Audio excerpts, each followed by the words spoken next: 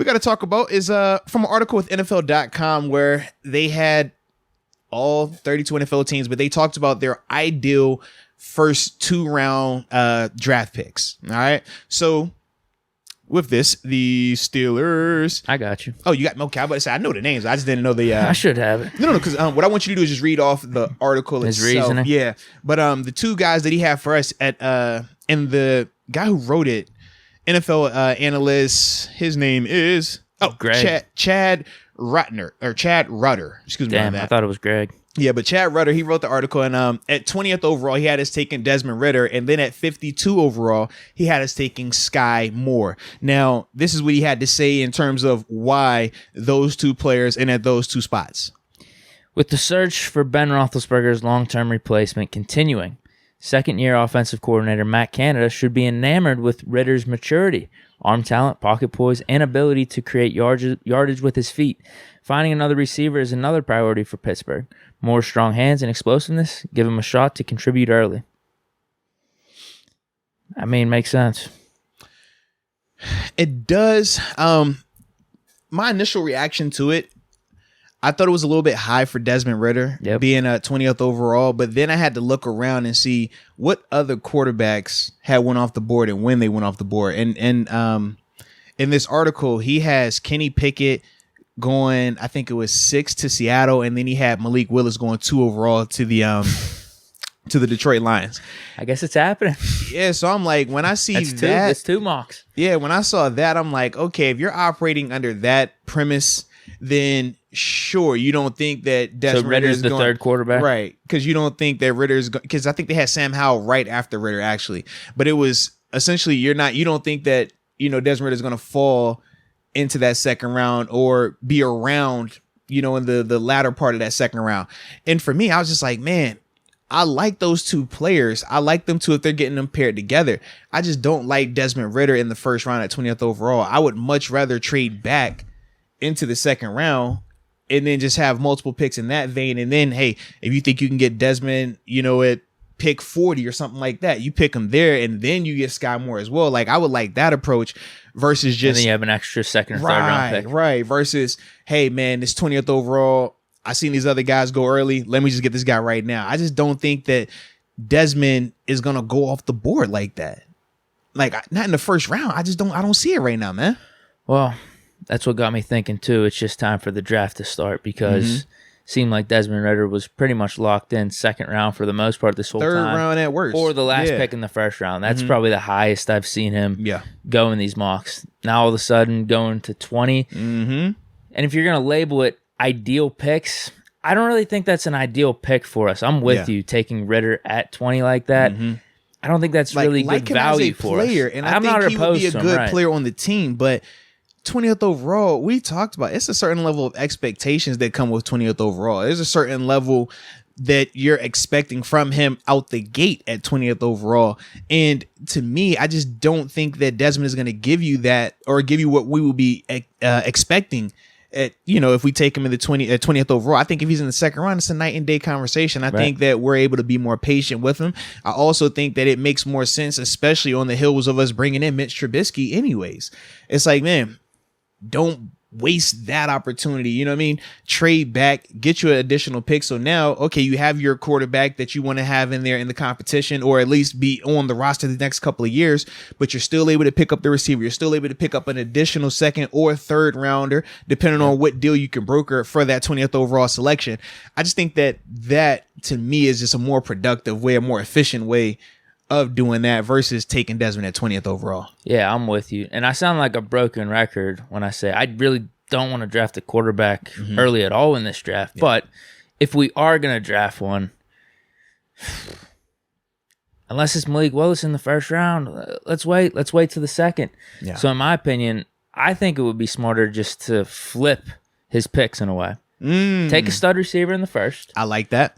Olave, Jameson Williams, whoever. Yep. And then take quarterback, whether it's between Sam Howell, Matt Corral, Desmond Ridder in the second, if any of them are there. So I just looked at the article again. He had 3 quarterbacks going in the top 10. Okay. He had Malik Willis at 2. Really? Kenny Pickett went 6 to the Panthers, and then it was Matt Corral that went 9th to the Seahawks. That's how he had it. So this is a mock draft for him? Yeah. Or essentially, he's saying basically a mock draft then, because you should be able to put a player for multiple ideal picks, right? It's like, if this guy falls, this is an ideal pick for this team. Because that's why I think that's how we ended up with Desmond Ridder in this exercise, because otherwise the ideal pick would be Malik or Kenny Pickett. You know what I mean? But in this vein, it's like, all right, I'm seeing all 3 of these guys off, and then right after we go at 20, at pick 26 overall, that's where Sam Howell goes off the board. He basically just has all the quarterbacks inflated or mocked higher positions than what most other people are mocking them to. Yeah. That's basically what it is. Yeah, because like I said, I'm not really for drafting quarterback because I feel like it will be a little bit of a waste for this season at least. And we don't even know, as TG mentioned, we don't even know if any of these dudes are going to be better than Mitch or Mason. Right. That's my whole hang-up. This season or even long term. Because these dudes are still young. Like, we don't think Mitch or Mason are finished products. Not right at all. now. Not even close to being finished. Yeah. So that's the thing that bums me out. I liked your takeaway or your point of view on it last podcast, though, just from the standpoint of spicing up the quarterback room. Just bringing in another guy makes it a little more interesting. If you take that approach, I get it. I still don't like the thought of taking QB early. Yeah, but I say even with that exercise, because I'm drawn off of the history of what the Seahawks did. They didn't take Russ in the first round. They didn't even take Russ in the second round. Right. So that's why for me, I'm like, if we're talking a mid-tier, second is like the highest I would want to go. And the only reason I say second is because the way they talked about these quarterbacks beforehand, like I said, Malik or Kenny, it was best case 20th overall at times, best case 15th. Now we're talking these dudes in the top 5. That's a totally different conversation. But for me, it's like, man, I would love at the earliest to be in the second round touching a quarterback. But more so if we can do something in that third, that's where I'm like, okay, I think you can still get quality value. But at the same time, you don't feel like it's a wasted pick this season because you already have multiple picks prior to that are going to be able to impact you this year. Whereas with these quarterbacks, like you said, there's no guarantee that they beat out Mitch this year. There's no guarantee that they beat out Mason Rudolph this year. And, you know, you're taking a guy in the first round and they can't beat that guy out. We're going to be sitting here like, bro, why do we do this? This doesn't make sense. It's not helping us. And especially when we're watching the team and we're saying, hey, man, what if we had a stud receiver? What if we would have had that extra corner? What if we would have got this linebacker or that safety? Like, that's the part that I definitely think we would be having that kind of buyer's remorse in a sense if we take one of these quarterbacks at 20th. Oh, yeah. Just imagine what the 49ers last year, who they could have used extra. Example. I don't know their team inside and out, but yeah, Trey Lance didn't even play at all. Yeah. And they were, in divisionals versus the Rams, right? Yeah. They didn't make it to the NFC Championship, but they had a good little run. Yeah, they definitely did, man. No, they did make it to the NFC Championship. Yeah, they lost to the Rams in the NFC Championship. Yeah, because they beat in the second round. They beat the Packers. They beat the Packers. Yeah, that was a division. Who did they beat in the first? The Cardinals. You're right. Yeah, no. The Rams beat the Cardinals. They beat. Who they beat? They beat in the first round. They didn't have a bye, right? No, heck, no, they didn't have a bye. No. They barely made the playoffs. I'm trying to think. NFC, was it Dallas? It was Dallas. It was Dallas. It was Dallas. Yeah, it was Dallas. Dallas in Dallas. So yeah, maybe they could have used an extra player though in the first round. I mean, they traded up to 3 for Trey Lance for literally him to sit out the whole entire season. No, he had one game. He had that little one game with Jimmy G. He was bad though, right? Yeah, it didn't look good. 50% or something like that. Between him and Desmond, because like I like Desmond. I think Desmond is like polished. Like, what's the deal with Ridder? It seems like he's the most. You're right, polished. He's polished, but he's not the best at anything. He's not the most mobile. Okay. He doesn't have the strongest arm. He's not, the most prolific in terms of passing, crazy pinpoint accuracy. But to me, I think that he is the most polished in the sense of he's accustomed to, like I said, running the whole offense, right? Checking the line of scrimmage, all of the routes, everything like that. He does all of that. You look at him, he always looks like he's in command of the team. Then he's also a winner. I mean, in his 3 years there, he's lost, I think, 6 games total. And it was like not like he was at a powerhouse either. He was at Cincinnati, where he really, when they were playing some of these bigger games, he had to be part of that reason why they were going to be successful and not. So I like that part about him as well. But then, like I said, at the Senior Bowl, you saw him do some more of the mobility stuff, do some more of the rollouts and throwing on the run and stuff like that. I just think for him, he's good at a lot of things, just not great at one thing. Whereas like when we talk about Malik, what do we say? Man, the athletic ability jumps off the screen. You know what I mean? Like we think about that element of it. And it's just, even with Kenny to an extent, it's like we like certain things about him, but I just think that Kenny, I don't know, I just view him as like higher up, more talented, you know what I mean, than Desmond. But I just think that Desmond is just, if you're talking about leading the offense, I think Desmond is more ready to do that day one, but I don't think he's more talented than Kenny is day one, if that makes sense. A little bit, maybe. Yeah. I think Kenny's ready to go though, day one too, right? No, that's what I'm saying. But Kenny is more talented. I just think that Desmond is going to be easier to transition into Kenny's that leadership role. Kenny's a better passer. Yeah.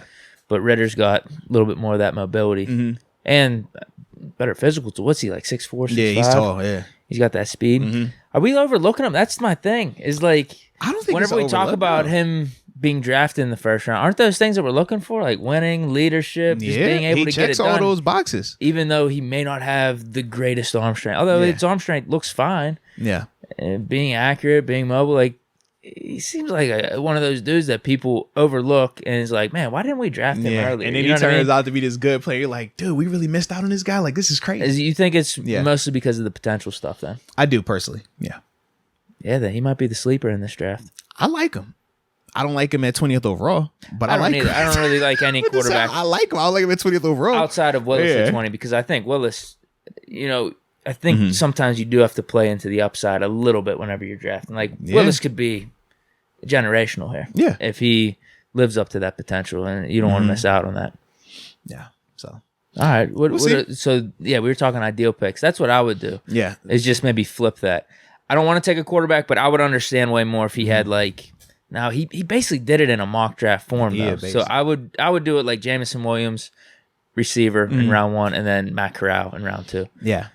But that's not how he was doing it. Yeah, so for me, I'm either Jameson Williams or Chris Olave, and then go with one of these quarterbacks, Desmond Ridder, Corral, in that second round. But I would prefer to just simply trade back if I wanted to get a quarterback that bad. I'd much rather just trade back, get me an additional second or an additional third, and then go from there, be able to get 2 of those guys. Like I said, you still can go Sky Moore in that second round, or whoever you want to go from that receiver perspective, and then you can still get the quarterback that you're looking for in terms of Desmond if you really wanted to get Desmond, or if you really wanted to get Matt. But you just have to make sure you have that pick early in the second round, and I would go that route.